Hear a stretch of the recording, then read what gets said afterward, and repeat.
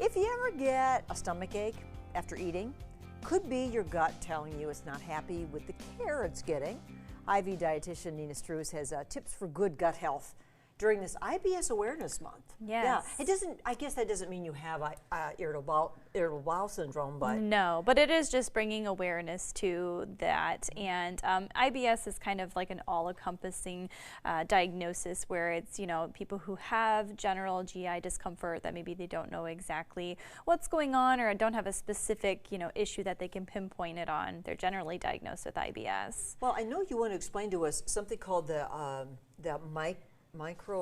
the gut microbiome. Microbiome. Yeah. And that's important to know. That's the whole environment of your digestive system? Yeah, so it's incredibly important just for our overall health and our immunity. You know, 80% of our immune system is located in our gut. And so the gut microbiome is basically that it's a mixture of live microorganisms, a microbiota that is, you know, most of the time more healthy bacteria than anything that kind of makes up the gut, you know, the part of our digestive system that's super important for those functions. Sounds like science class, I know. Yeah. But I mean, that's our bodies are science. And it is, yeah. And when we have an imbalance there, we're going to have, you know, distress in our GI tract. These are all foods that you say can help.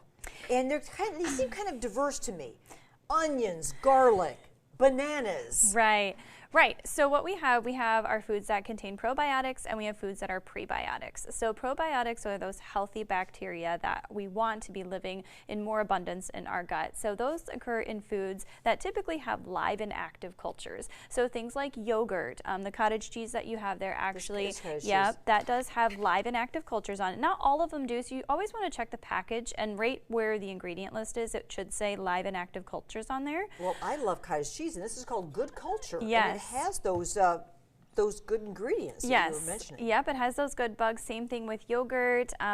Sauerkraut, mainly if it's been refrigerated, anything that has been heat treated will not have the probiotics in it anymore. So not canned sauerkraut. So not canned sauerkraut. Bagged sauerkraut. Yeah, so the probiotics help our digestive system flourish. And so the fruits and the vegetables, the bananas, the asparagus, the onions, as well as foods that are high in fiber are our prebiotics. They help feed the probiotics. So we want to make sure that we're feeding it good food and not just sugar, because sugar feeds them too, and that can often lead to some of those other distress. Too much sugar, it really can upset your tummy. It can. And there are these supplements you can take. You can take them, yep. Do you prefer food rather than taking a supplement like this? Yeah, so for a lot of people, I do recommend food sources as much as they can because you can get higher quantities and a more diverse amount as well. But there are some specific strains of probiotics that could be highly beneficial to certain people depending on what their certain symptoms are. And you'll see these everywhere now. They're different brands and all of that. If you're going to make a little sauce that has all the good stuff in it. This is a roasted garlic yogurt dip that you can use for so many different things. Basically, you can take any kind of protein or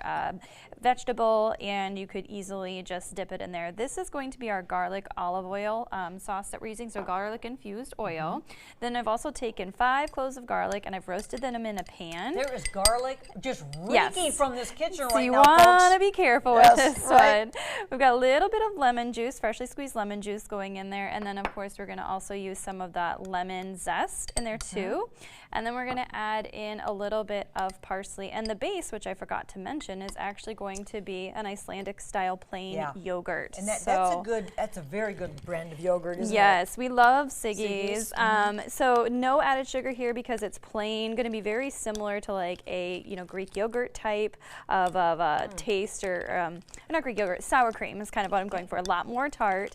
But again, this is something that you could easily use, for chicken, meatballs, vegetables, so many different things. Like I just have it as a dip there too. Oh, it's garlicky and yummy. It goes good with pretzels, from anything you want to do to help your tummy. More information online, Nina. Good tips, because this is very important for your overall health. Yes. Yeah.